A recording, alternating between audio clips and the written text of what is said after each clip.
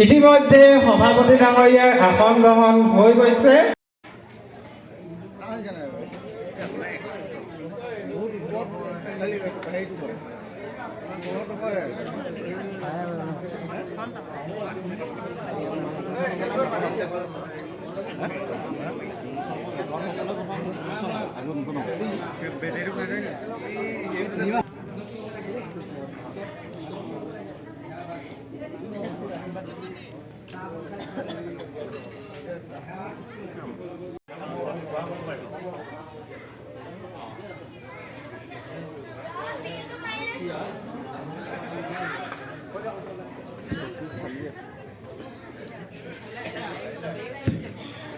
আমাৰ স্মৃতি গ্ৰন্থভাগী উন্মোচন কৰিবলৈ আমি আগবাঢ়িছোঁ। আমাৰ উন্মোচন মহোদয় গ্ৰন্থভাগী উন্মোচন কৰিবলৈ আমি সেৱা জনাইছোঁ।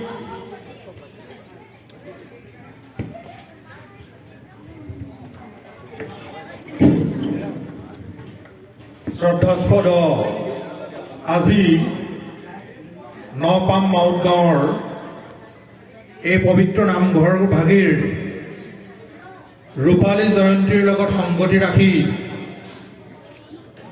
প্ৰকাশিত স্মৃতিগ্ৰন্থভাগ উন্মোচন কৰাৰ দায়িত্ব এই অভাজনৰ ওপৰত পৰিছিল।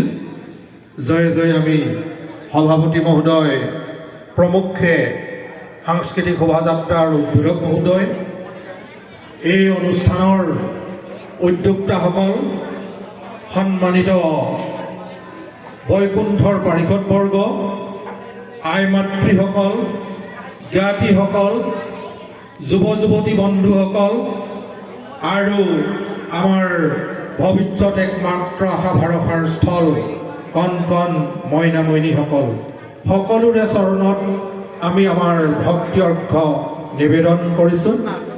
আপোনাসক সকলোৰে সহযোগ কামনা কৰি আৰু উৎসাহী উদ্যোক্তাসকলৰ নিৰ্দেশ সাৰোগত কৰি আমি আপোনাসকৰ দায়িত্ব পালন কৰিবলৈ আগবাঢ়িছোঁ।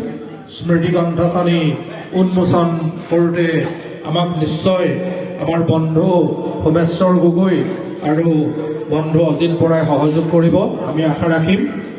আৰু উন্মোচন হোৱাৰ লগে লগে পুৰুষসকলে বৈষ্ণৱসকলে হাত চাপৰিৰে আৰু মহিলা আই মাতৃসকলে উৰুলিৰে নিশ্চয় হৰ্ষধ্বনি জনাব। তেতিয়া এটা সুন্দৰ পৰিৱেশ সৃষ্টি হ'ব বুলি আমি আশা কৰিম।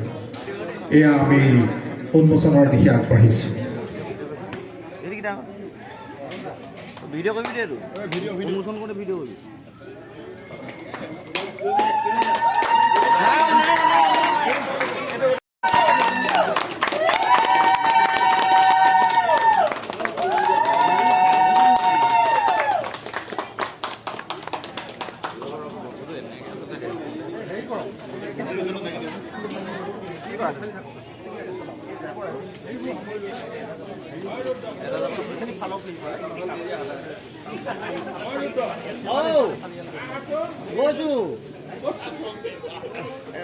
কাষতে আছো।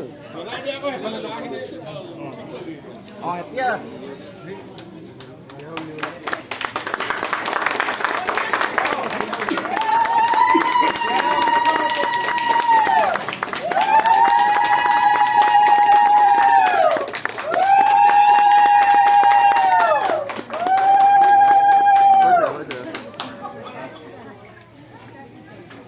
সকলোৱে ফটোকপি